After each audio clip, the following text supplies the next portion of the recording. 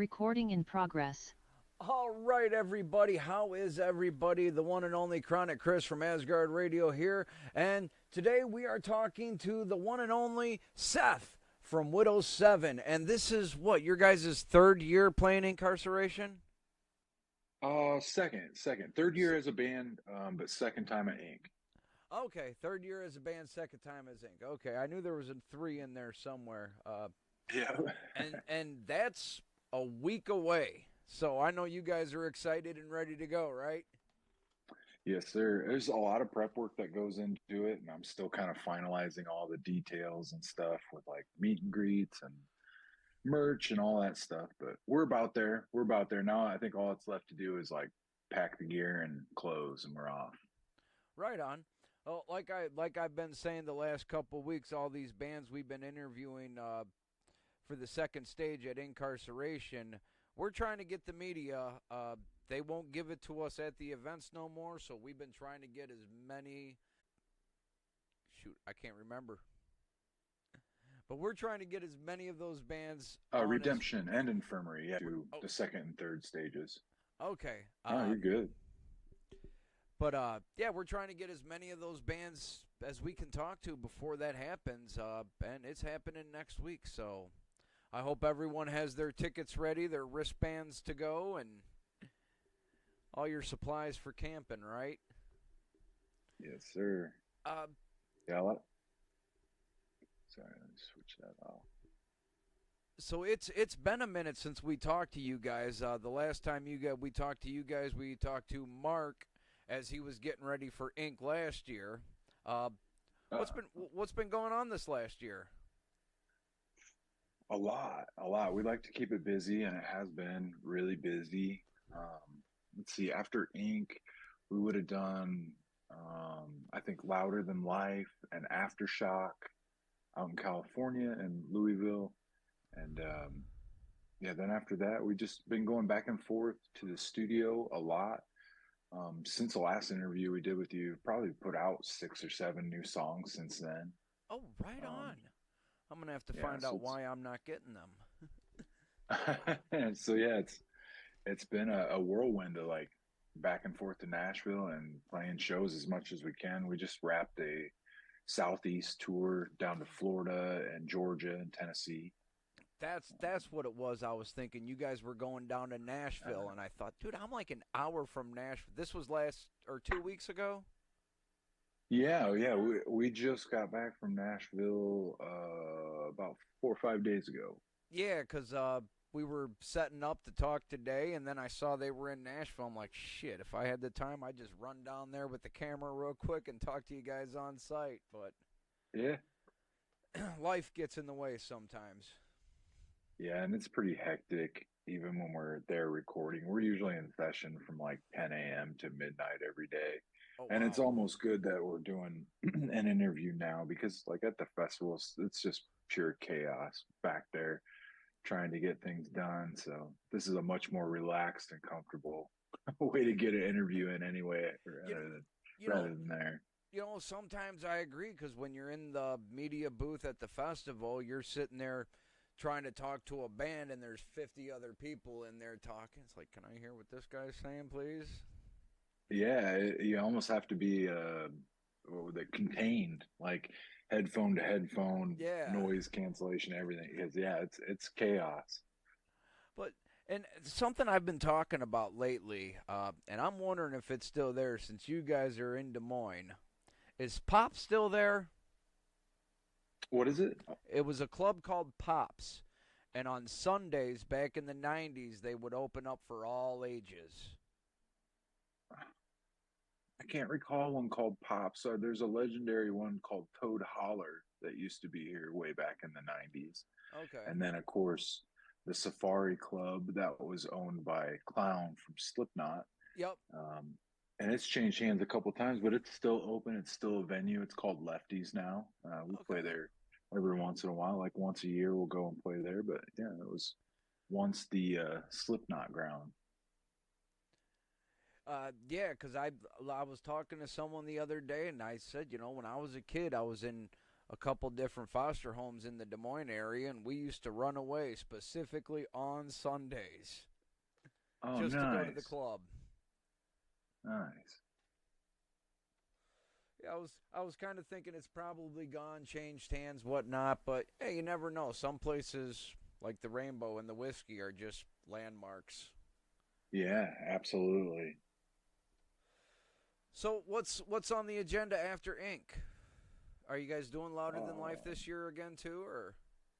we aren't, we did it last year, so they didn't want us to repeat any festivals this year. So no louder for us. So we did a tour stop there in May, I think, to kind of see some of the Louder Than Life people. But Okay. after Inc. for us, we're heading out to do kind of a West Coast thing. We're going to cover the West, well, a few places in the West as much as we can in the little time. But we'll Nice. be going to Missouri, to Denver, to Salt Lake City, to Vegas, to Phoenix, to Orange County, to Sacramento, and then deadheading all the way home. You heard that, people. They're going to be all over the Southwest. So if you're in any of those areas, look into your tickets now. Yes, sir.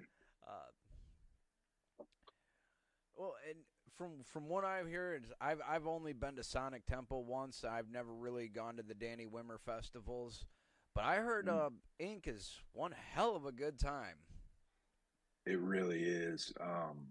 It's probably one of my favorites. We have been fortunate enough to play, and that's a lot to do with like logistics of the festival. Everything is pretty close proximity, so it's not like a couple of them that we played, the first and second stage are a half mile apart. It's Right. not like that at Ink. It's way less distance, which is cool for the fans. It's cool for the artists. Like you can get from all the things to see very quickly there. And they have the prison, the blood tour, the haunted prison. If you're a fan of Shawshank Redemption, that's where they filmed the movie. So that makes it really cool too. Whether you're in the crowd or you're on the stage and you look off to your left and you see, the prison where they shot Shawshank, it's such a cool memory that's like burned into my head. Right. I that's one thing it's on my bucket list of things to see. And so you took the Blood Prison tour? I didn't get a chance to do it. Our stage tech Tyler did it. He said it was awesome. Okay, because I've heard some paranormal stories, and if you guys Mhm. took the tour, I'm hoping you had one. No, and I think a lot of what he saw too was kind of like the movie sets from the movie, like the warden's office, The Cell, the and Books was here. yeah, that. Yeah, he saw a lot of that. He didn't mention much else. No hauntings or anything like that. But I know, like, there's been a bunch of artists that have done like the haunted tours. I think Corey Taylor did it. I think Jose Mangin did it. Right. But they go through and do like the supernatural tour, which would be so fun. Oh, I could definitely see Jose and Corey. Corey loves that supernatural shit, and Jose, he'll do Yeah, almost anything. yeah. Um, and I actually, because it's something that's been interesting me lately, and I looked into it, and they actually have a whole Shawshank Redemption trail out there where you go from the prison to a couple different shops in town out to the brick wall where the oak tree Oh, is. And yeah, I never knew about nice. that. Is cool. I thought you were gonna say something like you crawl through the tunnel to freedom, through the Now sewer that tunnel. that is what we will pay for, people. Top Just to say dollar for you did that. it. Yep. um, so yeah, got a bunch of new songs out. Excited for touring. Um, Yep. Yep. We're actually putting out a new song the day we play Incarceration. So next Friday we'll be dropping a song the day we play. So that'll be cool. It's oh, a really right good on. song. Shot a video for it. The video will come out the week after that, but yeah, the song's gonna drop next Friday on all streaming platforms. Oh, hell yeah. I'm gonna have to find out because I know I follow you guys on Facebook and whatnot. I'm trying to figure out. It's been stupid lately, not giving me my notifications and all that other. But Well, and we just been doing surprise drops too. So like I haven't even mentioned the date in any interviews or anything like that. We just been dropping them randomly, not oh, telling anybody, just boom, there's a song. right, yeah, that's kind of how I do the interviews. Like Normally I'd talk about them, hype them up a little bit, but lately I'm just like, if you guys follow me, you know where I'll be. So, Yeah, and I feel the same way about the song drops. Like you tease them and tease them and tease them. Like I think we're done with like the whole tease thing. Like just follow us when the song comes out. We'll let you know. Like we're not gonna tease you with all the snippets and stuff. We just want to give you the song so you can have it. right. Now, let me ask you, when you guys do sit down and write your music, where does your motivation, inspiration come from?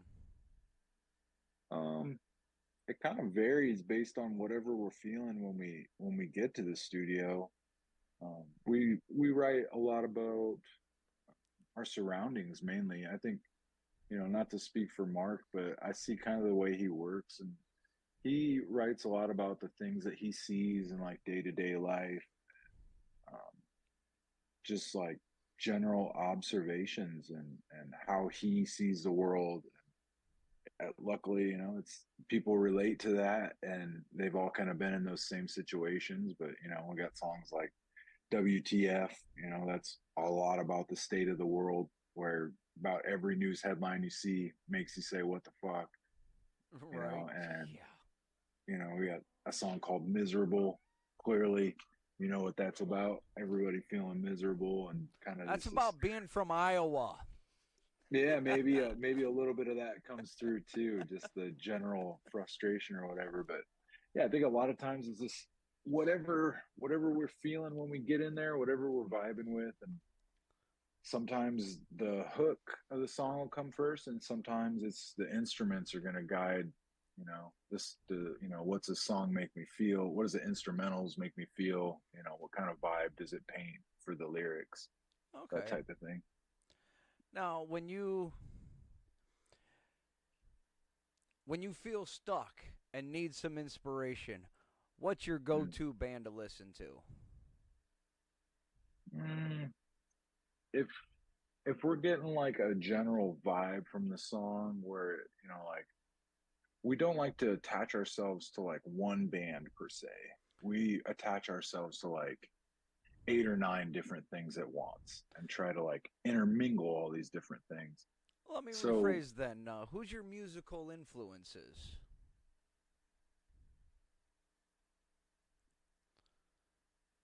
Like if you just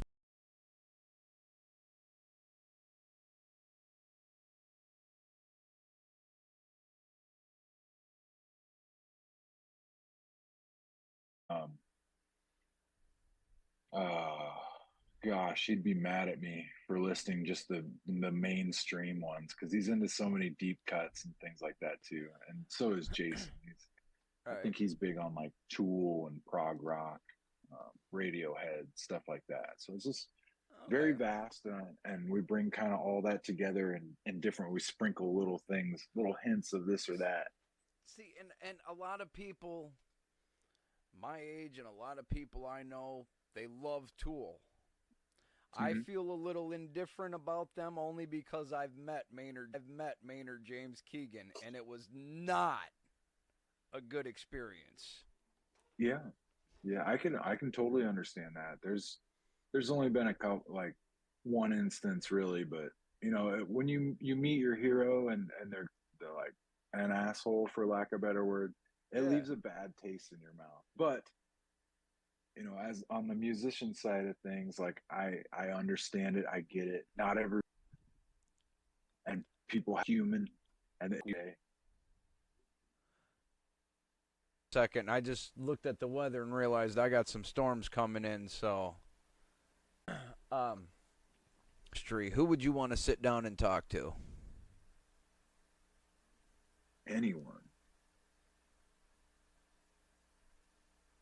Dang, that's a tough question, man. Um,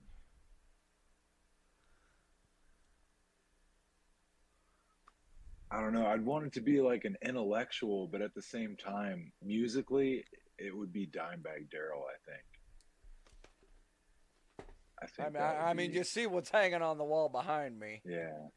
So I feel like that would be just the ultimate hang. because that was a guy that just liked everyone around him to have the best time ever every day. And Well, you know, I swear he was one of the most approachable rock stars in rock star history. yeah, I wish I would have got to meet him. It was just like a little bit before my time.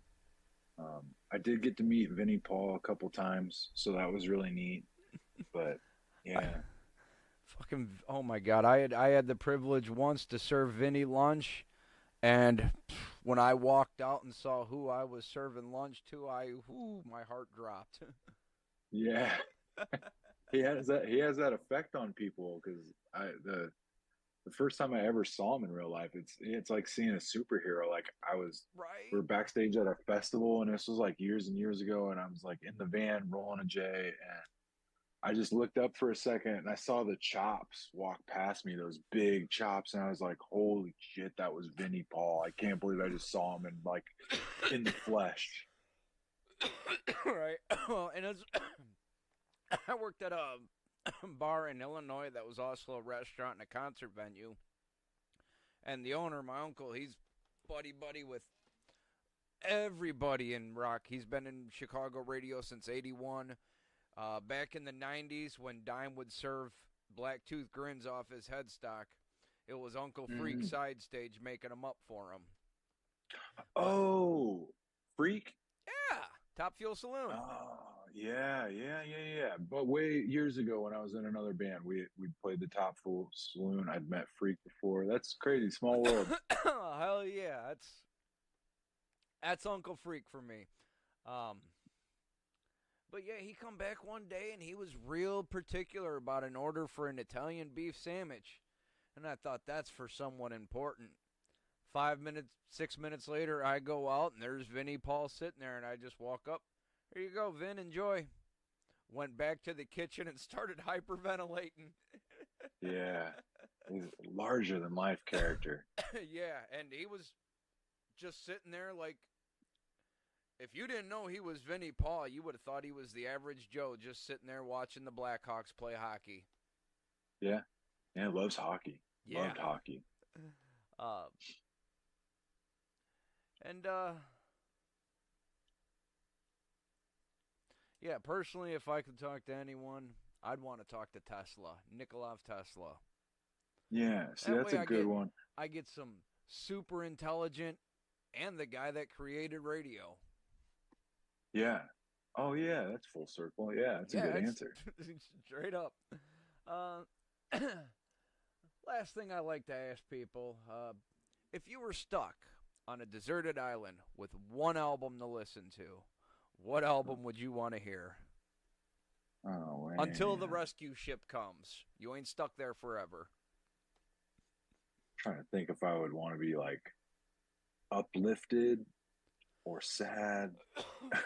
Psychologically, I'm like, I should pick something uplifting because I would just want to die if it was something sad. Man. Mudvayne LD50. Ooh, that is a good one. That would be my choice for sure. I believe that one's the one with Happy on it, right? No, before that, it had like Pharmacopoeia, right. Dig. Because I knew a guy back in the day played the song Dig so many times. I'm sorry, I can't ever hear it again. But if you turn on Happy by Mudvayne, I'm getting up and I'm dancing and singing along and having a blast with it. But man, I appreciate you coming and hanging out with us and chatting with us. And absolutely, we'll hit you guys up in a couple of weeks after Ink and see how it went. Yeah, follow up with me. All right, sounds good. Thank you everybody out there for tuning in. We've been talking to Sean from the band Widow 7. Sean, thank you for chatting with us. And real quick before we take off, tell everyone where they can find you on social media. Plug yourself. Widow 7 Band. Search that in anything, you'll find us. Please follow us on Spotify, all the socials, Pandora, all that stuff. We have them all. Right on. Yep. Look for them everywhere, people. In fact, just open up your Google search bar and type in Widow 7.